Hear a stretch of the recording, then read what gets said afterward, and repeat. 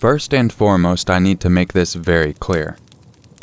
The local law enforcement has been very well notified about this situation, and my family has a member of a federal agency that is aware of the situation as well. I know that people like to dive into stories posted sometimes, but please know that the situation is being taken care of as we speak. I also have no issues submitting proof of this story, but only once things have been taken care of legally.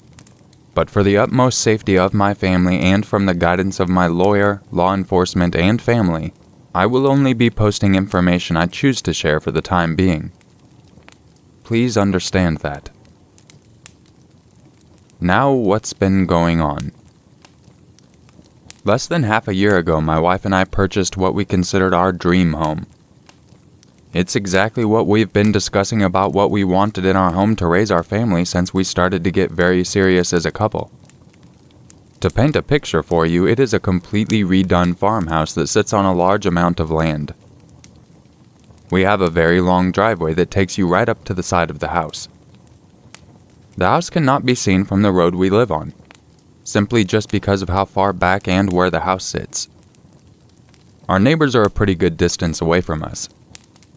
They are both an older couple, and they have been very vocal about how happy they are that we are there. They have been great, and could not have been more welcoming to me and my family during the initial move-in process. My farmland is mostly behind my house, with only a little bit of it starting on the right side of the house, and then a few acres on the left side. On the left past my property is kinda dead land, where no one owns it or takes care of it. After my property ends, there is a huge amount of brush and grass built up, and there's a ton of large trees that scatter right up to my neighbor's property. These trees are just a small patch of woods, but it is probably around an acre long. Behind my house is a very large barn. The barn isn't far from the house at all. If I were to guess, it's probably 50 feet behind it. Even though the house is gorgeous after the major remodel and the previous owners did sell the house, the barn is in its original glory. It's old and sort of falling apart. I have made it very clear to my daughter not to go in certain parts of the barn simply because I don't trust the old wood to hold it up. This barn is not locked ever. I just don't have many belongings in it, and also I quickly realized there's a few places to get into the barn other than the front entrance. And they are very obvious spots just due to the wood breaking down and getting older and older. I'm sure that it was a nice barn in its glory days, but to me and especially my wife, it's a massive eyesore. It's very large, but for the most part empty. I keep my riding lawnmower in there, and I have some miscellaneous tools in there as well. The barn is never used by us. 4 days ago, my daughter came running into the house terrified. She's under 13 years old. Again, I'm choosing to vague in some parts of the story just for protection, and I immediately thought that she was playing outside and walked up on a snake. But the fear in her eyes was just different. She ran full force into my body and grabbed onto it with her life. She was hysterical. After a minute of trying to calm her down enough to get a word out of her, she told me that she found bones in the barn. I still didn't think anything of this because I just assumed that it was a coyote or a dog or some other animal that took shelter in the barn during some time and then died there and no one found it. I quickly asked her to show me. She guided me into the barn and pointed up to the second floor. I call it the second floor because it's not really that. It's just an overhang that is near the top of the barn that has a ladder going up to it. Not entirely sure what this used to be used for, but it's not used by us at all. I also know that there's zero chance that a dog or fox or any other four-legged animal stumbled into that part of the barn for shelter, since I've never seen a dog climb a high ladder. My protective dad mode immediately turns on and I knew something was up. A few months ago, I decided to climb up there just out of curiosity and found a board that came up. The previous owners used to hide money throughout the house and property, and I actually found a wad of cash hidden in this very board. But after that day, I never went back up there. Once I climbed up, I saw that my daughter found that board and lifted it up. But she did not find money. There was a trash bag with multiple bones inside of it tucked inside the hidden spot. This is hands down the scariest moment in my life, because I know for a fact that this had been placed there recently, because when I was up there, it wasn't there. I immediately made phone calls and the local police and crew came out. The entire property was overran with different types of vans and cars. My family was questioned very intensely for about 2 hours, asking us every single question you could possibly ask someone. One of the officers pulled me aside and told me that they are in fact what I feared: human remains. After the longest day of my life, some information came out from the last owners that there was a problem with squatters in the woods on the very edge of my property. I had never seen anyone roaming around or any sign of anyone going through my things. Looking back now, I made a very dangerous and idiotic mistake. I installed a camera system when we first moved in, but made the decision to only put cameras facing the front of the house and driveway. I figured there was no rush to get to the cameras in the back. Easily one of the biggest mistakes of my life, since we would have been able to have footage of the person going into my barn with this bag. When going through the camera footage with the officers, we discovered something extremely chilling that I somehow never saw, because up to this point there was no reason to check the cameras. Caught on the camera exactly 5 days back, at the early hours in the morning, the side motion light of my house turned on and you could see multiple shadows on the ground of people walking by. But that absolutely is not the part that made me shiver and make this grown man almost fall to the ground in tears of fright. When going back to the footage, every night after the 5-day point leading up to this point, every single night, 2 men wearing some sort of identical masks and completely covered in clothes head to toe would walk up my driveway and just stare at my house. The shortest time they stood there was a tiny bit over 20 minutes. The longest time they stood there was right under 2 hours. Standing there, completely still, just looking at my house. My hands are shaking so bad just typing those sentences. The local police put us up in a motel around 30 minutes outside of town, promising us that they would make routine drive-bys every 30 minutes to check on us. Why they would not have officers posted outside the room at all times, I have no idea, and I am extremely upset with that decision. We were in that motel for 2 nights. The first night I got 0 minutes of sleep. I held my family extremely tight and watched the door for every single second that night. The police did hold up their promise of checking on us. On the second night, around the similar time of the 2 men we would catch on camera, we awoke to an extremely loud banging on the front door of the motel. I jumped up and went into panic mode. We waited in silence, and nothing happened. I got on the phone and dialed my direct contact line to the police. Within only a few moments, an officer was at the motel. We were taken to a new location and have been here for a few days. My family member in the federal agency has intervened and is personally taking care of us. This is an ongoing investigation and I cannot give more details than what I have given already in this post. My family is safe and I am safe. I again beg for the privacy of this situation outside of what has been given in this post.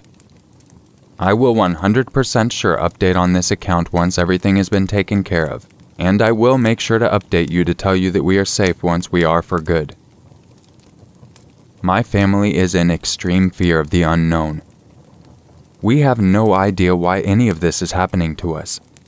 And even though it all just started, we are so ready for this to be behind us. I spend all of my time just staring out into the distance, waiting for those unknown men to come take my life, my daughter, my wife, and my unborn baby. Wherever they may be, I'm here, waiting and ready for what's next. A couple edits that they added after the fact. As I was expecting, some people are finding this story to be fake and my account to be fake. Perfectly normal reaction that I expected. Like mentioned though, I will happily give proof once I am given the okay. A lot of detail has been removed from this story. Please keep in mind that this just happened to my family and I. There are still answers that we simply don't have, and I will not for an unknown amount of time. In order to not risk any sorts of leads, clues, or anything, I just told the very stripped-down version of what has happened to us. I have been told that things don't add up, and that makes perfect sense considering there are portions left out. Because right now, at this moment, they simply just have to be. I hope you can understand that.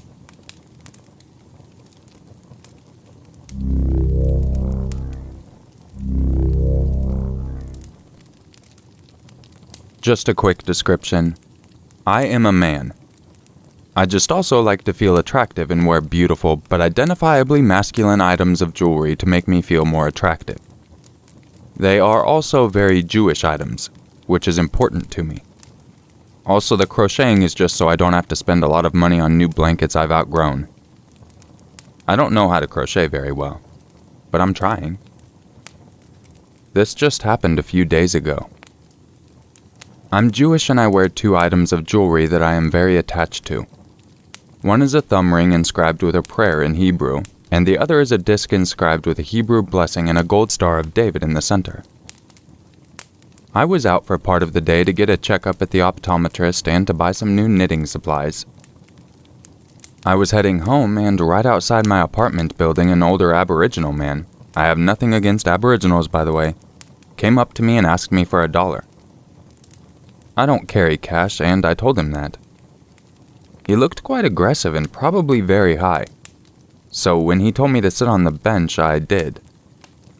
In hindsight, I should have walked away. But he was definitely high on something that made him very aggressive, and I'm a somewhat shy person.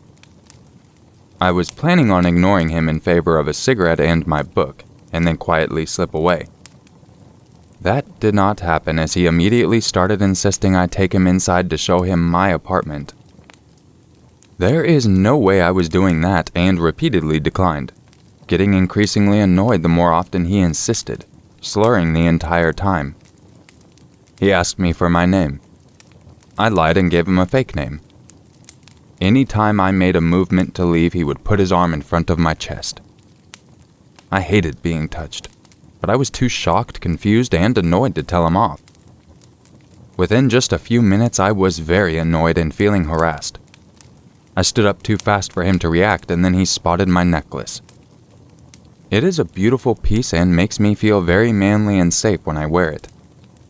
He got very excited and asked me how much I'd sell it for. It is not for sale, and I told him so. He threatened to slit my throat if I didn't sell it. I ran away. I decided against going in through the front door as you don't need to use your coded card to get inside during the day. I opted to go around to the back of the building and use the back door, which requires the card at all hours and the doors shut faster. I spoke to one of the guys at the reception about a half hour later and he wrote down some notes to give to security. If they see him again, they will ask him to leave and call the police if he does not. It's definitely not the first time I've been harassed, but it is the first time I've been harassed by someone definitely high.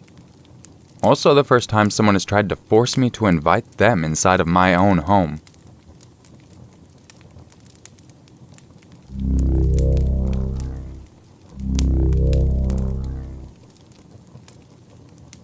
I'm a 28-year-old male and this event happened a few years ago. I worked at a bakery and we had notoriously early working hours. So early I couldn't even get a bus or any sort of transport. It was midwinter, dark and around 4:30 a.m.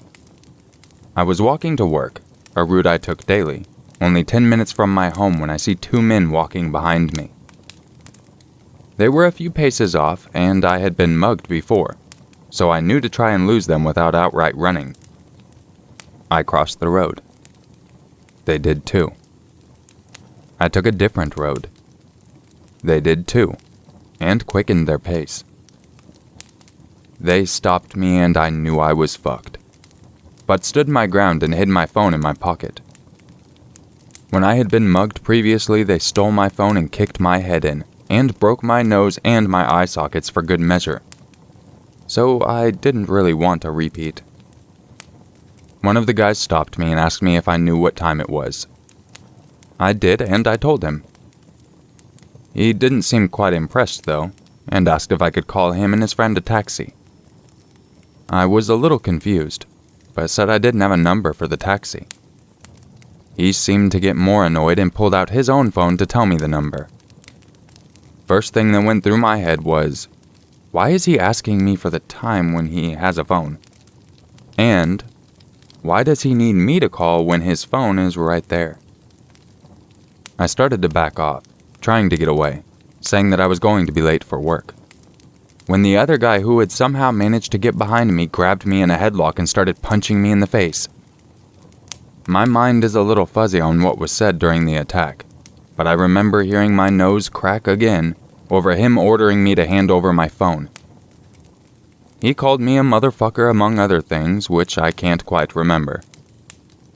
I somehow ended up on the ground with him kicking the back of my head, while his friend grabbed my phone out of my pocket. That would be the end of the saga. However, as they ran away, one of them turned around, flashed a knife at me from the waistband of his sweatpants, and told me when they saw me again, they'd make sure I wasn't so lucky. To this day, I have no idea why I wasn't stabbed. My PTSD was already through the roof from my previous mugging only a year and a half before, so after this, I'm genuinely terrified to meet those two guys again.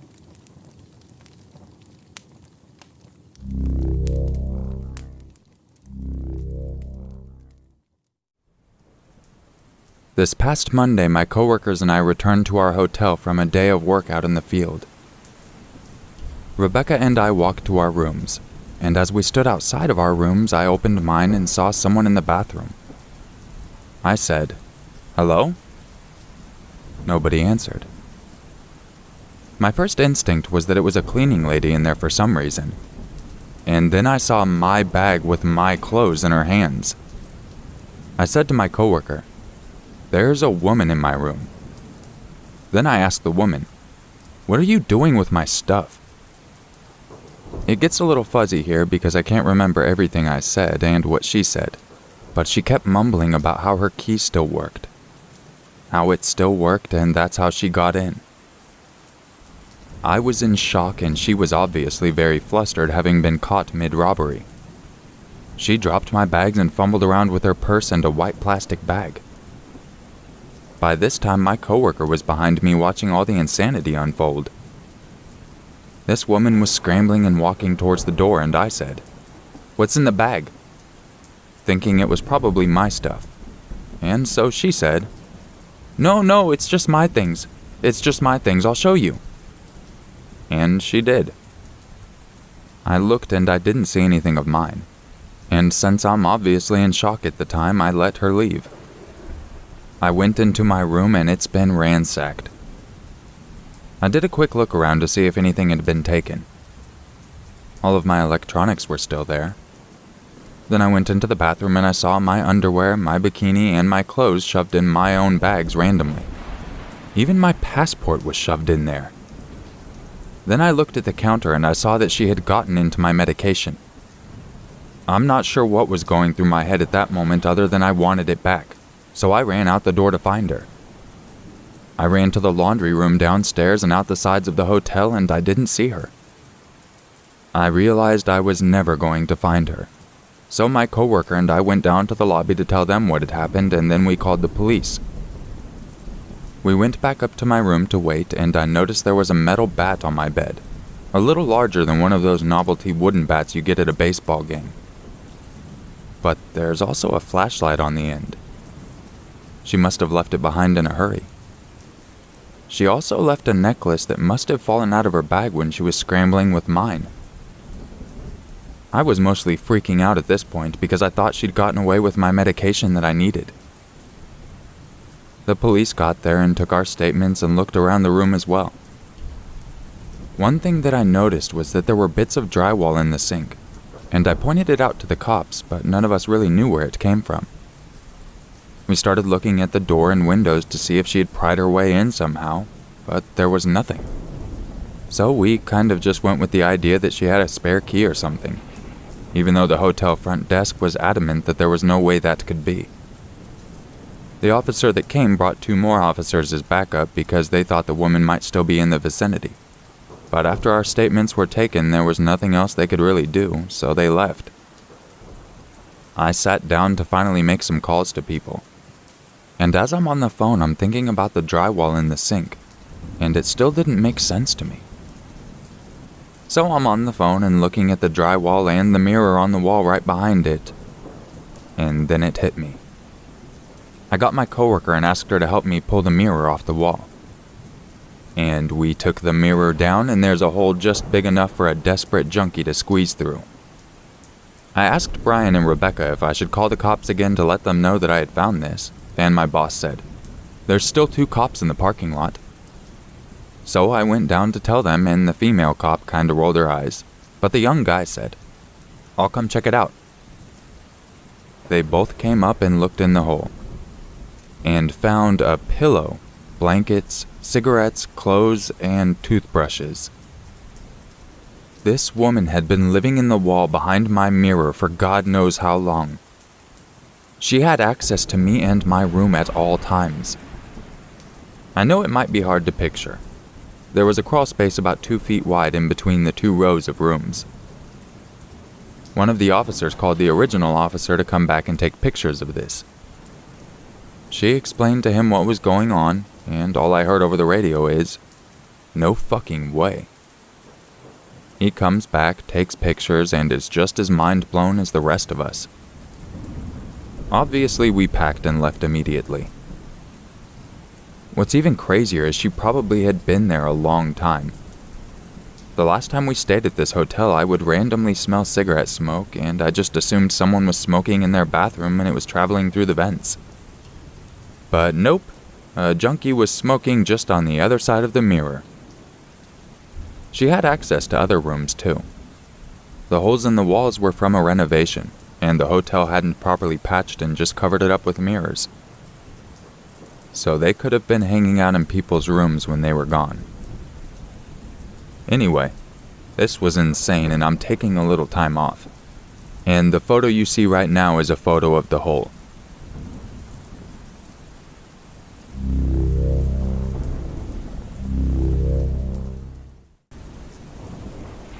My husband and I were at the supermarket, and our baby was being especially fussy. So he took her for a quick drive, the motion of which usually calms her down. It only took about 10 minutes to settle her, and I was still in the store, but was unsure how much longer I'd be, and there's poor cell reception inside. So he pulled back into the parking lot to wait for me. It was an unseasonably nice day, so he took her in her car seat to sit on one of the benches outside of the store. He took a business call and had just sat down, absent-mindedly rocking the carrier, when a woman well-dressed in her mid-30s, average height with a fit build, approached them.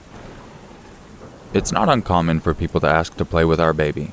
Soft wisps of gold hair and the most adorable, gurgly, toothless grin, especially when she's deep into a good nap. But her nap schedule is paramount, so my husband was preparing to tell the woman that she actually couldn't play with our baby right then. She walked over right in their direction, brimming with nonchalant confidence. And before he can even finish his sentence explaining that she was napping and not to be touched, she picked up the carrier and started walking off. He was in shock for a minute, not fully believing someone would be ballsy enough to do something so sinister in plain daylight. So he said, "Excuse me, put her down," as his panic mounted. She remained calm this entire time, but when he called after her, she started walking away more briskly than when she'd approached. He ran full speed ahead trying to grapple the carrier out of her hands, finally resulting to restraining her arms. This woman yells, "Help! He's trying to take my baby! Kidnapping! 911, help!" kicking him in the shin and pulling a pink bottle of pepper spray out of her handbag. Of course, no one in the parking lot was clocking the earlier interaction and assumed he was a kidnapper. A lone man in a Deadpool t-shirt versus a tiny, well-dressed woman. Immediately, a man knocked my husband to the ground and was holding him down. He could hear bystanders encouraging the woman to file a police report, but she was doing a very convincing job of acting shaken up and insisting she just wanted to go home. To make matters worse for my husband, she was driving a minivan. He was in a raw state of panic, realizing that the entire parking lot had banded together to inadvertently facilitate the kidnapping of our daughter. He was begging and pleading with them, but no one was listening. They just kept screaming at him that the jig was up and he needed to lie still and wait for the police and stop terrorizing a young mother. My husband finally had the novel idea to show them family pictures on his phone. But, too panicked to think clearly, this manifested as him shouting, "I have pictures of the baby on my phone." Which, of course, everyone interpreted as him either having stalking photos or, worse, pornographic images of the baby. It was at this point that a man, I can't entirely blame the man considering what he thought was going on, kicked my husband as hard as he could in the ribs. It was at this point I was coming out of the store and I thought he was being robbed by these people. I was yelling for security, so panicked my chest constricted and I could barely get any sound out. It was only then that I realized he did not have our baby with him. When I saw she was being held by a woman, I was relieved. I thought maybe the woman had intervened to move my daughter out of harm's way while my husband was being robbed and was walking away to get help. I couldn't find a security guard outside the store, so I ran up to the people holding my husband down, waving my wallet, pleading, "Take everything you want, just let up and leave us alone." And one of the men holding him down said something like, "Lady, we need to wait for the police to deal with him." And I was so confused. Why would the muggers call the police? I just kept stammering, "What do you mean? What are you talking about?" And made out someone saying, "He tried to abduct this woman's kid." I did not understand and was sure I'd misheard him. My husband would never hurt a child. And we have 4 kids. If he was going to commit a crime, bringing home another kid would be at the bottom of his list. I kept trying to understand what the man was saying, and suddenly it all clicked. I looked around for the woman who had the baby carrier, and she was halfway across the parking lot. I went into total ballistic tiger cub mode, literally leapt out of my heels and sprinted across the parking lot. I'm not a UFC fighter. I've never even taken self-defense classes, so all I could do was grab the woman by her hair and squeeze her throat with my other hand. Which didn't do much, she was getting away even as I grappled with her. Amazingly, none of the other bystanders had yet connected that my husband was telling the truth and this woman was absconding with my baby. I yanked on her hair as hard as I could, and that was enough to make her drop the carrier. I was so scared and surprised that I actually just threw myself on top of the carrier, covering the entire thing with a blanket and staying that way without saying or doing anything else. The woman left. Not one person tried to stop her, even though she was clearly leaving without the child she claimed was hers, which would be pretty damn incriminating if I'd watched this scene unfold. Within the next couple of minutes, the police had arrived. After all that, there were still several bystanders who explained it as my husband trying to kidnap the baby. The police, to my horror, assumed that she must have not had bad intentions. The first questions they asked me after getting her descriptions weren't investigative. They were questions thinly veiled, trying to convince me not to pursue charges, still placing blame on my husband. A small sampling. Does your husband and the baby look dissimilar? Is there a chance she thought he was abducting the baby and she was just trying to intervene? Could your husband have been doing something inappropriate or violent to the baby that could have made her feel compelled to extricate the baby from the situation? Did she seem groggy or confused? Could she have mistaken either of them for being her own family members? They spent more time verifying that the baby was actually mine than they concerned themselves with the fact that the baby was not actually hers. My husband had called his brother at this point, who works in an office with a lot of lawyers, and connected with one ASAP who gave us the priceless advice to get every officer's name and badge number, to request copy of the store security tapes right away, and to escalate our complaint higher up the chain if these officers weren't taking us seriously. Finally, we had reason enough to believe we were being taken seriously, and we went home and we both just shook and cried until we got our other kids from school. My husband is seething with rage and grappling with a feeling of helplessness from how little he was able to do, and has 2 cracked ribs from the man that kicked him. To the officer's credit, they did ask if he'd like to press charges, but considering the man was genuinely convinced at the time that he was on the right side of intervening in a kidnapping, and stayed to talk to the police and apologized profusely when the truth became clear, he declined to press charges. Amazingly and frustratingly, there were still people who stuck around to talk to the police who were giving my husband dirty looks, and one man who even implored the police to involve CPS to verify it was really our baby.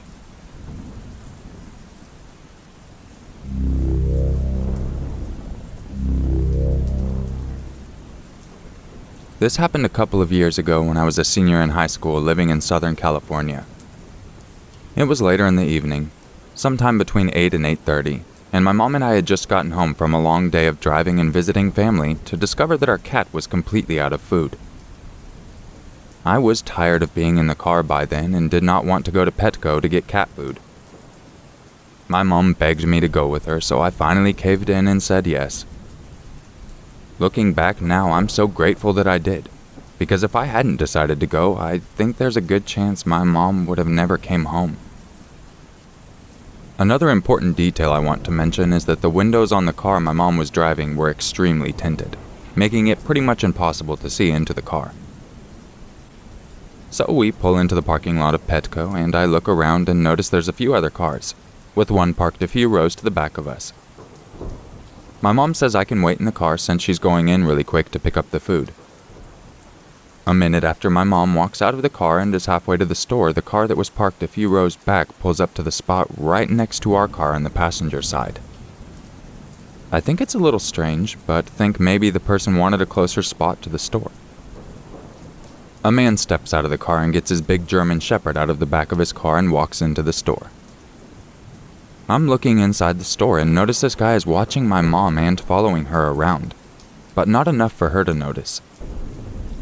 He gets ahead of her in line and he checks out and stands outside the entrance and is watching her check out. My mom walks out of the store and the guy starts walking behind her. At this point, I'm starting to get a really bad feeling and I'm very creeped out. When my mom makes it back to our car, she opens the back to put the cat food in and the guy opens the back of his car, right next to us, and starts talking to her and motioning for her to come look at something in the back of his car. My mom, being completely oblivious, takes a few steps over and is trying to look in the back of his car. His hands start to move towards his waist and I immediately start yelling for her to get in the car right now. The guy looks super shocked as I'm guessing he never saw me in the car and he stops talking to her. My mom looks very confused, but after I yell at her some more to get into the car, she finally does. The creepy guy immediately gets into his car and drives off in a hurry. When my mom gets into the car, I ask her what the guy was saying to her, and she tells me that he was telling her to look at something he got for his dog that was in the back of his car. I tell her everything I observed and that I'm pretty sure he was trying to abduct her.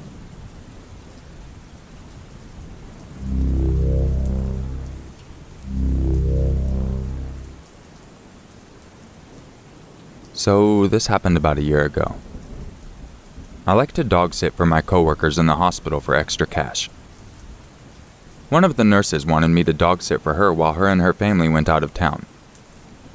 I had done this many times, so I had no problem dog sitting alone.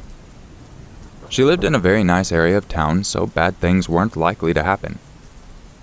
Or at least I thought. She told me that her husband was a police officer for the city they lived in, but his guns would be locked away. She also went on to tell me that they have a security system that will record anything by all doors. She gave me the lock information if I needed it, but I insisted that I should be fine. Fast forward to me dog sitting. The first couple of nights were fairly normal. It was a big house, so it was a little creepy, but nothing I haven't dealt with before. One night, me and my boyfriend at the time were watching TV in the living room. The blinds were all open to the backyard. It was most likely around midnight since me and him both work night schedules, and we saw a light flash through the yard. But it wasn't a car passing by because it was angled down to the grass. The dog was in a kennel since he was a pup and needed to be in for sleep, so the dog wouldn't have been able to go find someone. Well, we both noticed it, so we decided to go outside and check it out. But there was no one. Absolutely nothing or no one. So naturally, we went back to bed as it was getting late. While laying in the bedroom upstairs talking, we heard a door shut from downstairs. I immediately shushed my boyfriend at the time and said, "Did you hear that?" And he said, "Yeah, but I don't know what it was." He gets up to lock the bedroom door and turn off the lights. He whispers to me, "Be quiet and listen." We sat in the dark room shaking. We heard yet another door shut downstairs. He tells me, "Call the cops," as he grabs a lamp at bedside and stands by the door. As I was on the phone with the operator, she tries to calm me down, telling me officers were on their way to the scene. Then we heard the footsteps of our invader coming up the stairs to where we were at. I started to quietly cry, telling the lady on the phone the person was upstairs with us now. We heard a knock at the door and footsteps going back down the stairs. I cried, telling the lady there's a knock at the door. She reassured me that it was the cops, but I had to come downstairs to let them in. I told her, "You're insane. A person is in the house and you want me to go downstairs?" She tells me that it's protocol to let them in to search. So me and my boyfriend ran down the stairs as fast as we could and opened the door, lamp still in hand. We opened the door for the cops and told them there is someone here and what we heard. They walk into the house telling us to wait outside while they investigate. One officer goes straight outside to the back and yells out into the dark, "If anyone is out there, make yourself known."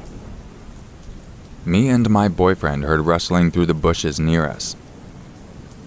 The officers didn't find anyone in the home, but we know there was. We heard what we heard. Fast forward a couple of months later. We're watching a movie about an invasion, I believe it was called Open House, on Netflix, and we're talking about our experience together. Come to find out, the same day of the invasion, I believe I met the intruder. I remember I was outside around morning time getting ready to get in my car, when a young man walking by asked me if the car in the driveway was for sale. I said, "I'm not sure, I'm dog sitting for them, but they should be back in a few days." He thanked me kindly for telling him and walked off. I looked at the car in the driveway next to mine and it didn't have a for sale sign anywhere. I had no idea what I had done at the time, but I know that the man walking by was our intruder. I still am afraid to dog sit again.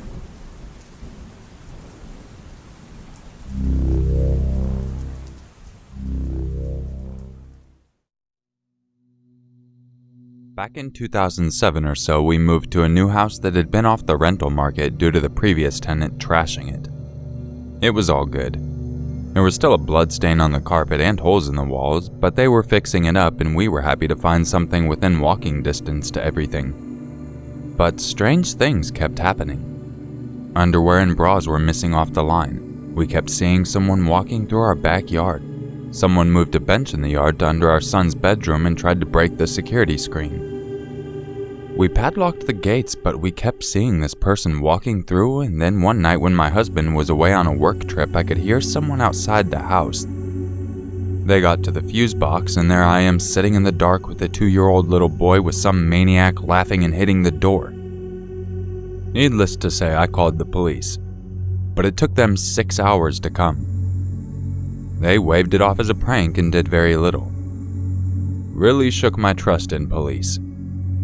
In 3 months we had 3 attempted break-ins and we couldn't work out why. Being young parents, we honestly had very little to steal. We took precautions, changed our son's curtains with Winnie the Pooh, and he slept in our room. We were very afraid and never really felt secure. One night we could hear someone at the window. We open the window blinds and there is a face, and he proceeds to start hitting the glass. Again, we call the police. I give a description again, and it takes hours for them to turn up. We're chatting with them in the carport, and the female police officer informs us the light under the house is on. What light under the house? There's a storage area we had put things in the day we moved in and not gone in there again, and certainly had not turned on the light. They go investigate and found basically a nest made out of old moving boxes with some of my underwear and bras and a stack of our son's toys and our outgrown clothes. He had been living under our house. The police told us to padlock the door into the storage area and left telling us just to keep an eye out for him. The landlord ended up finding out it may have been the old tenant who had been evicted. It took me maybe another 6 months to feel safe hanging out clothes on the line due to the fact that it was right next to the door. And even now, many years later, I don't like storage areas and never really felt safe around them.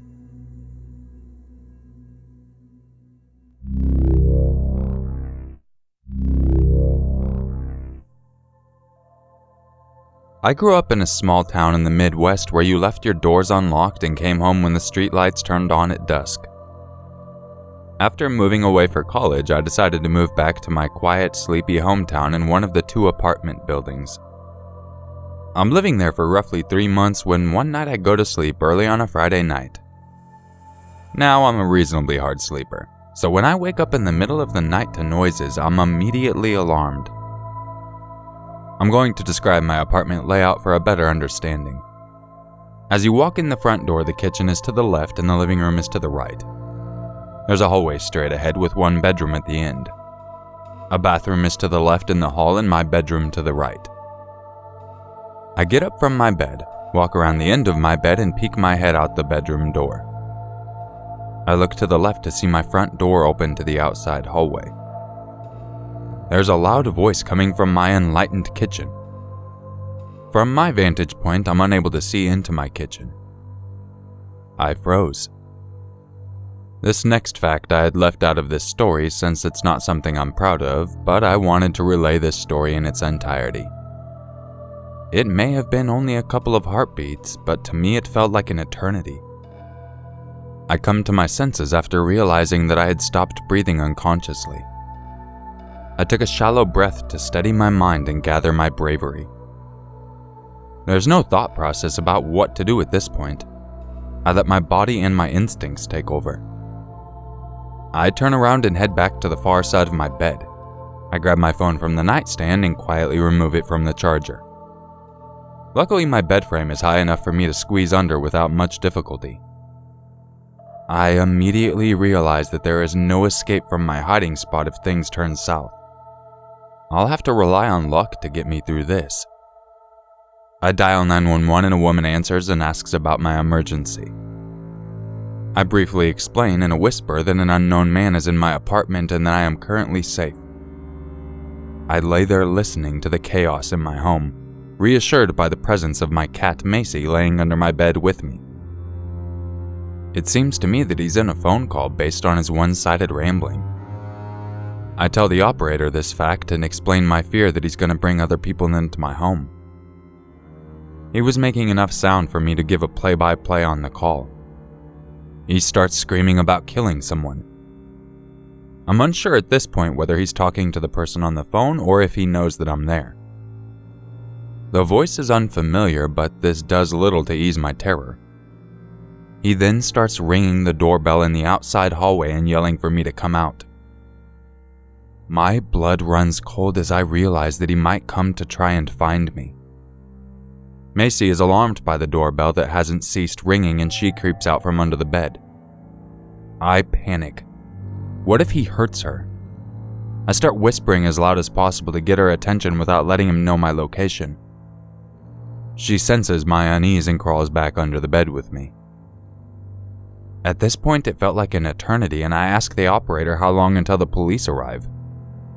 She is unsure, but assures me that they're on their way. My town is roughly a 30-minute drive to the nearest city police, but I assume there's a highway patrol that would be coming soon. Little did I know that safety was in no rush to get to me. I hear him walking around my apartment and he enters my extra bedroom, which is my storage room with a bed. He hasn't stopped yelling.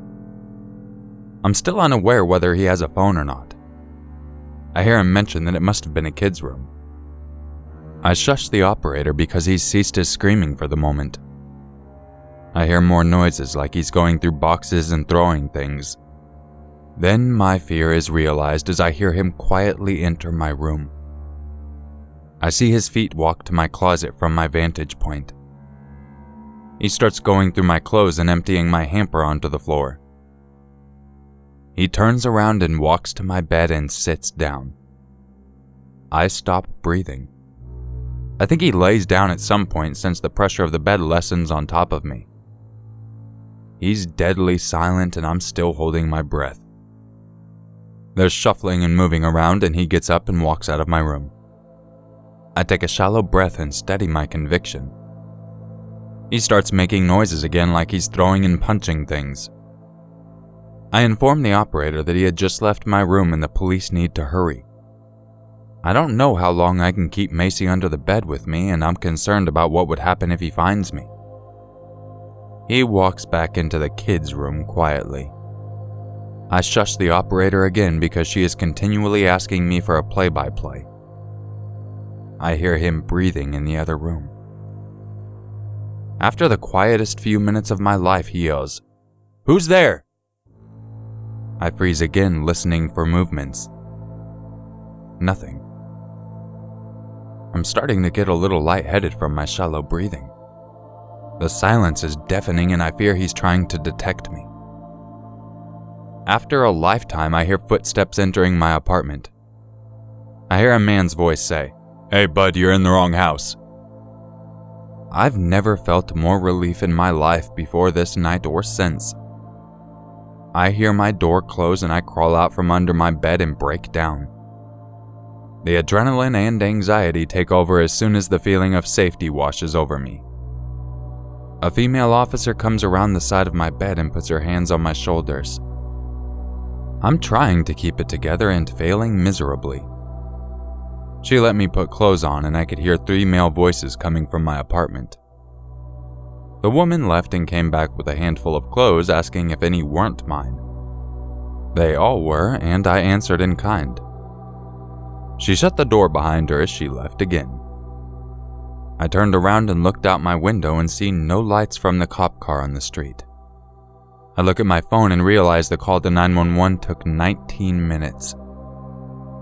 I can't explain the feelings I had at this time since many hit me all at once. The door opened and the officer motioned to have me exit.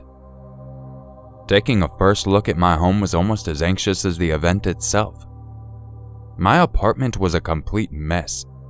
Clothes were everywhere mixed in with garbage and other belongings from my shelves and counters.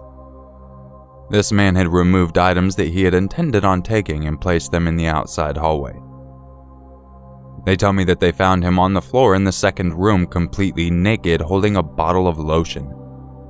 In his vicinity there was a winter hat with an unknown substance inside. The officer was kind enough to throw that in the garbage bag immediately. They tell me to look to see if any of the clothes in the apartment do not belong to me. I tell them no. This man entered my home completely naked and destroyed my home.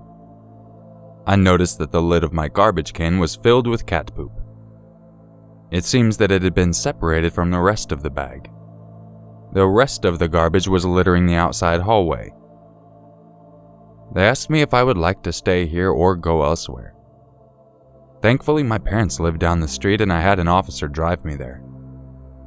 I explained to my parents what had just happened, and in the next few days I have to explain this situation to what felt like half the town.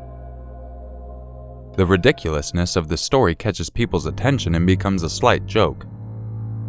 I play along, attempting to be lighthearted, but I'm unable to dissociate from the horror that I faced. Now, I should feel better knowing that he is in custody, but the events after the break-in do little to comfort me. An officer shows up with a subpoena to appear in court to testify, but I receive a call for a postponement. I just wanted this to be behind me. After a month, I called a number on the paper I had received and asked when they are rescheduling since I hadn't heard anything. The woman informs me that they had mailed another and that I had not shown up. I asked, "Where was it sent since I have not received the summons?" She tells me that they sent it to my address but the wrong town. How can they not know where I live? The crime happened there. She tells me that he pled guilty and was given 180 days. I was furious. This man would get out in a short 8 weeks for attempting to steal and entering my home. She reassured me that he received another 180 from a previous bench warrant he had. What justice is there that someone with priors gets a short 3 months for traumatizing a stranger? After his release, I kept track of his location using the sex offender registry. He had had relations with a child years prior. It makes his statement about the kids' room even more unsettling.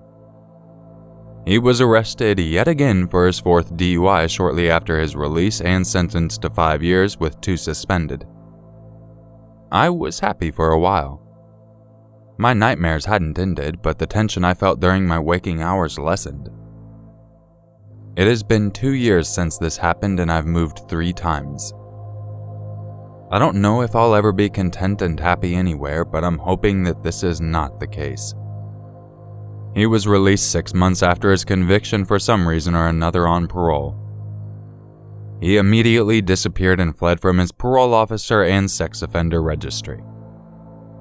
I'm currently planning a cross-country move to try to rest my mind. I'm hoping to someday grow out of the nightmares. And I also want to add 180 days equals 8 weeks with time served.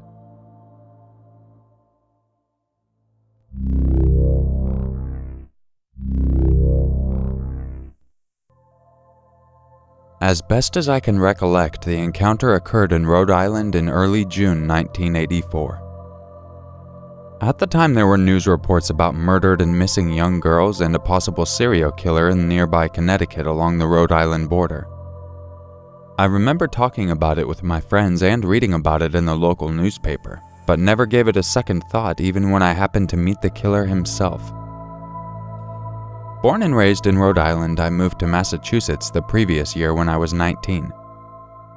Single and working a full-time job, most weekends I came home to see my friends and do my laundry at my parents' house. On this particular day, it was the end of the weekend and I decided to stop at Beach Pond and do some fishing before heading back to Massachusetts. Beach Pond is in western Rhode Island and straddles Connecticut with the state line bisecting the lake.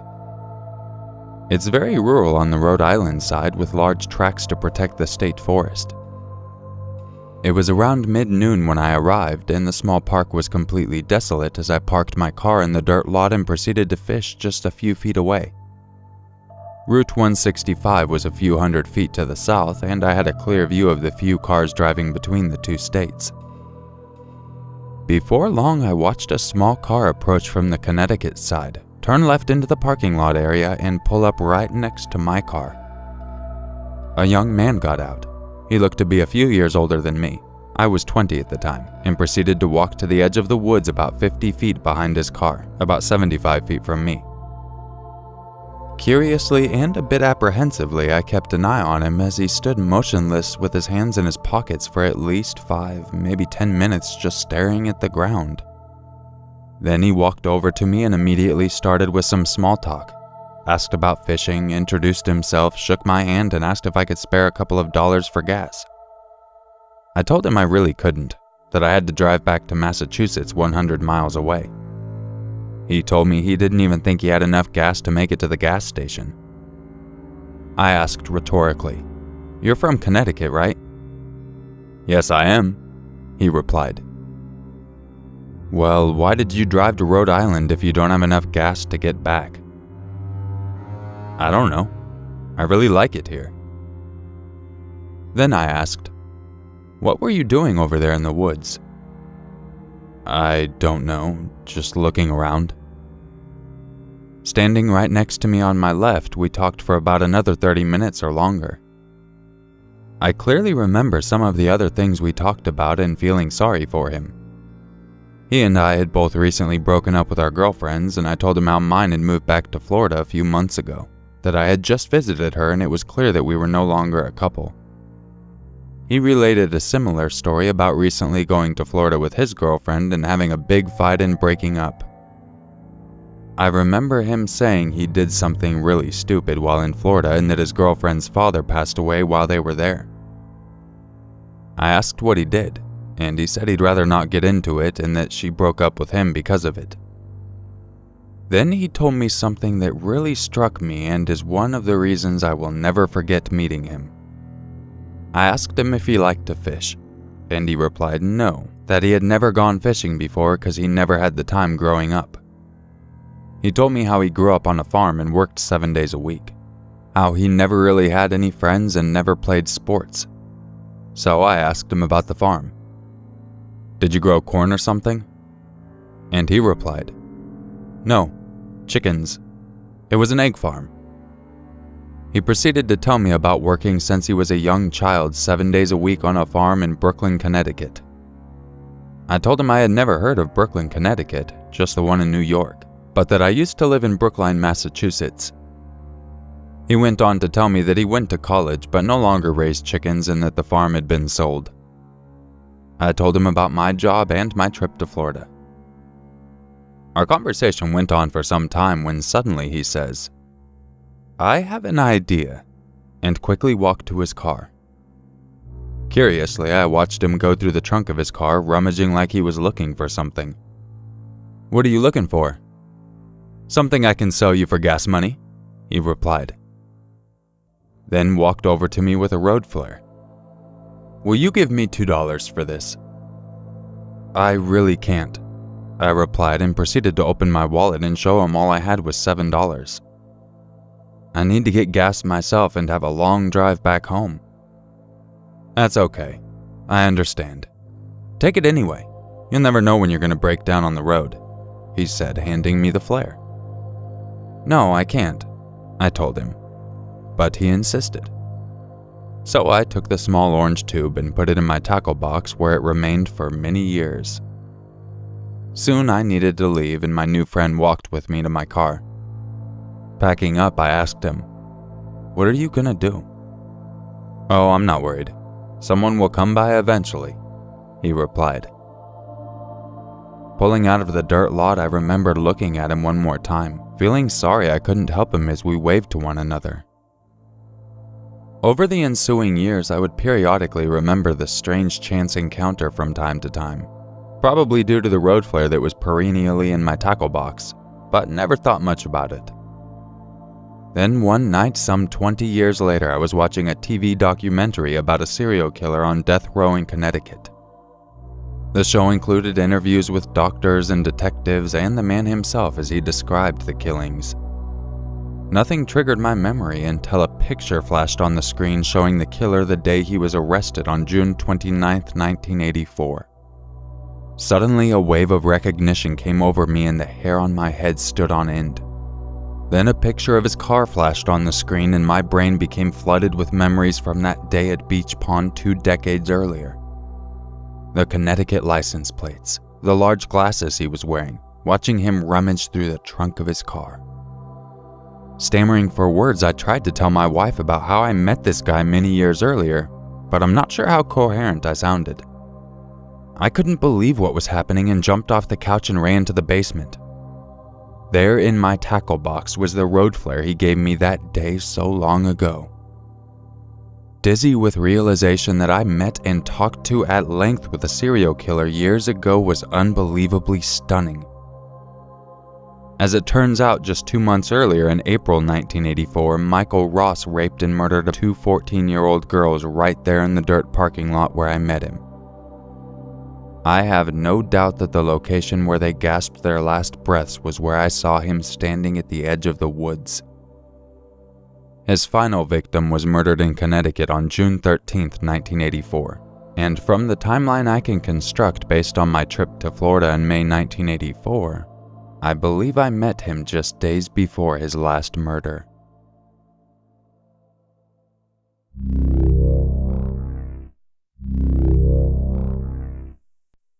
This happened well over 10 years ago, so I'll try my best to describe the events accurately. One of my childhood homes had a balcony that was attached to both my mother's bedroom and mine via big double glass doors in each of our rooms. Next to the balcony are 2 trees, one I often used to climb up and down from the balcony. This balcony faced out to the street. One night when I was about 13, I'm a female, and my brother and mother weren't home, I was reading in bed with a very dim reading light. I heard what sounded like something moving in one of the trees outside, but this didn't worry me as possums and bats are common in our area. I had thin curtains on the glass door that separated my room and the balcony.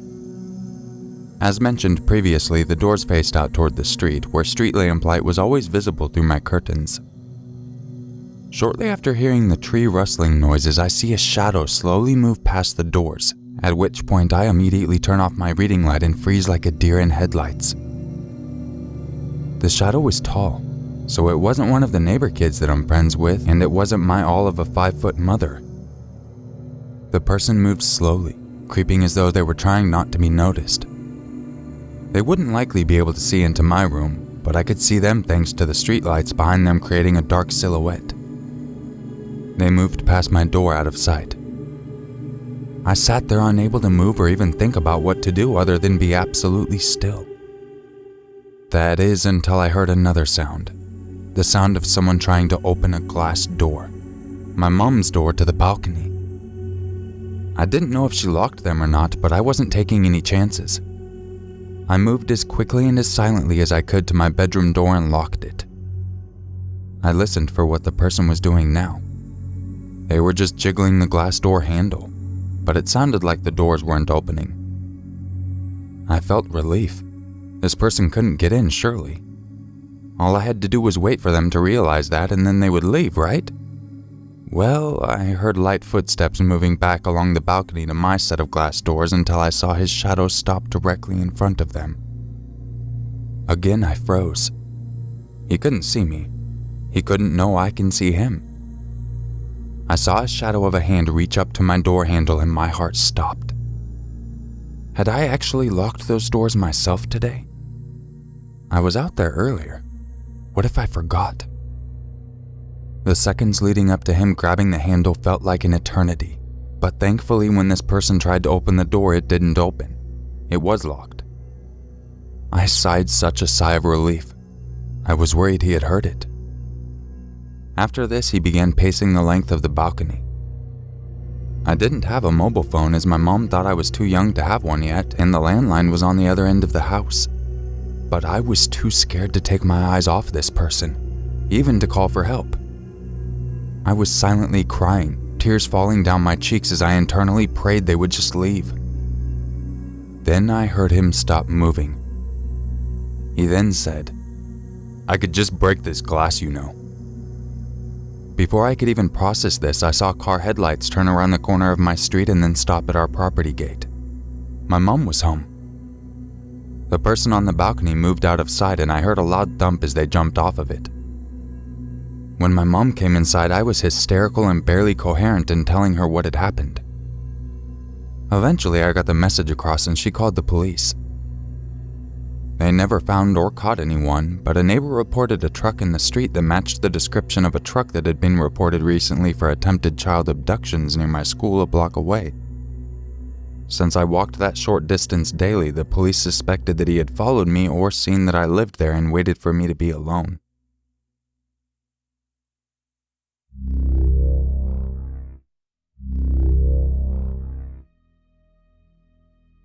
This is the door to my new apartment.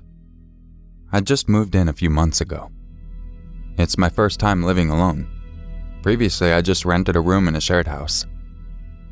I love my place because it's connected to a decent shopping mall, and up until this incident, I felt quite safe because the residents need to use their card in order to enter the apartment building, and there was always a security guy.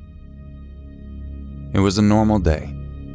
I came back home at 7 p.m. after work, and I was supposed to meet a girl at the mall downstairs at 8 p.m. I was sitting at my dining table directly facing the door while writing some stuff on paper. Then I heard a familiar sound. It was the sound of my door. I saw the handle slowly turning downwards. Creepy shit. Someone was trying to get in. I froze for a moment, trying to remember if I had locked it, which I did. At the same time, the hairs on my arm stood up and my heartbeat increased 100 times. Once the person on the other side of the door realized it was locked, they walked away. I assume it was to try their luck on another apartment. When I had to go out at 8 p.m., I slowly opened my door and peeked outside. No one was there. Soon after that incident, I experienced the same thing again a few weeks after that, but it wasn't as creepy as the first time. I told the security guy and he didn't care, sadly. I figured my home was too quiet, so I got myself a TV and subscribed to Netflix. I never experienced that same incident again, as I always made sure my home had the sound of activity most of the time.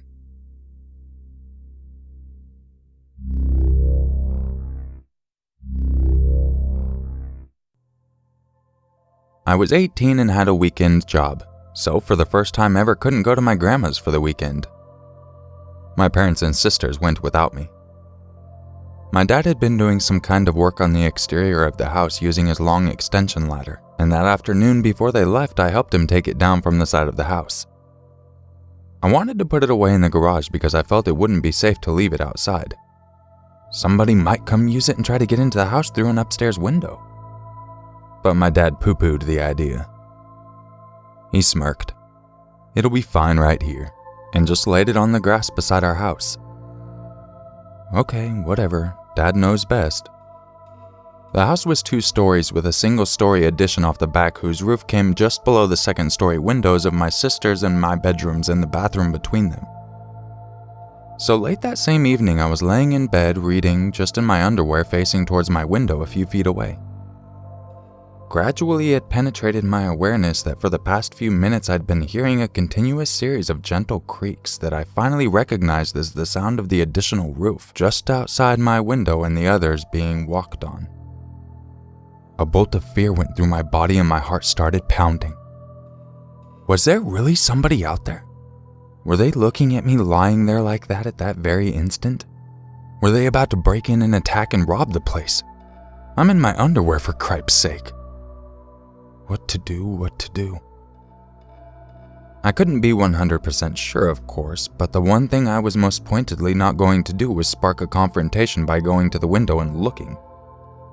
Indeed, I made a point of not reacting visibly at all despite the pounding of my heart. I pretended to continue reading as I considered my options. The best seemed to be to call the police, but this was way pre-cell phone era and the nearest landline was in my parents' bedroom. That room was also on the opposite side of the house, though, away from the roof and its walker. So that was my play. As casually and naturally as I could, I set my book down, rolled off the bed, and walked to my parents' room where I dialed the police, as quietly as possible, which wasn't very quietly because it was still rotary dialed days at our house, and those things being mechanical, they made a certain amount of noise. I explained the situation and they said they'd send somebody. I hunkered down by the phone in terror to await developments. A few minutes later, I nearly had a coronary as someone banged loudly on the bathroom window from the outside. Then I heard a voice say, "Sir, this is the police. There's no one out here." I was vastly relieved and able to relax a bit. But then it occurred to me. How had the officer gotten up onto the back roof? I asked him and he told me. There was a ladder leaning up against the edge of the roof. Namely, the one my dad had left lying in the grass that afternoon. So someone really came along in our back/side yard, mind you, without making enough sound for me to hear, which I would have sworn was impossible, and really had been out there walking around on that roof outside my bedroom window, and then had somehow made their escape equally totally silent. The officer helped me take the ladder down and put it away in the garage. I had quite an I told you so story from my dad when he got back a day or two later. To his credit, he didn't poo-poo that, was sustainably chagrined, and never left a ladder out in the yard overnight again. I had a contractor leave his ladder up against the same roof overnight just a few weeks ago, though. I was pissed when I discovered it the next day. Oh, and we never did find out who that mysterious roof walker had been or how they happened to come along in our back/side yard at the exact time my dad's ladder was lying on the ground. None of my friends ever owned up to it, and none of my enemies or bullies ever taunted me about it.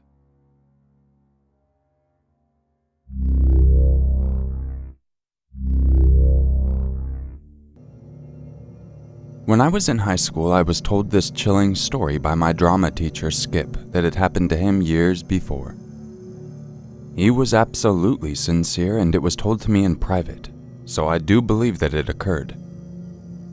One evening sometime in the 1980s, Skip and his wife were driving back home after a night out. He noticed another car trailing close behind him, following the same route he was traveling. Turn after turn, the suspicious vehicle continued to follow, closing distance and matching speed when Skip attempted to lose the pursuer.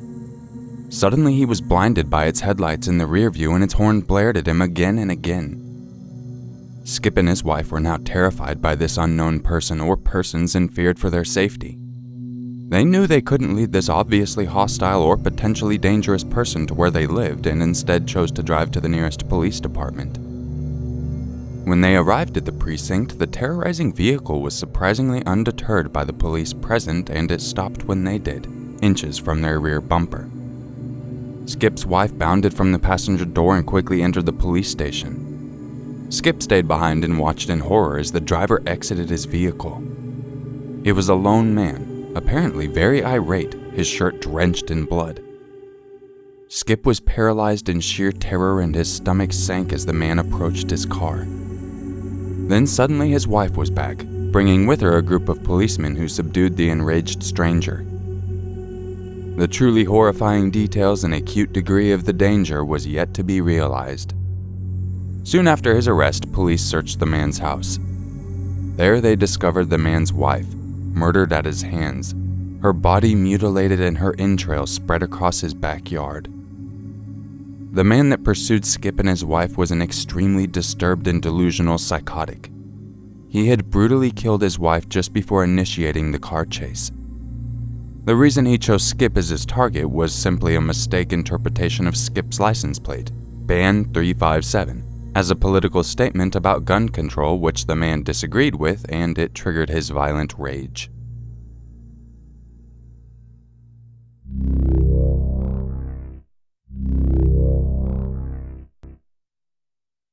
If you enjoyed this video, don't forget to leave a like, subscribe, and share it with your friends. And if you would like to submit your own story, email it to urmaker6260@gmail.com. And if you like what I do and want to help support the channel, you can become a channel member or a patron by following the link in the description or clicking the join button down by the subscribe button. And I appreciate you. Regardless, I will catch you all in the next video. And just remember, it's always scarier if it's true. Bad bye.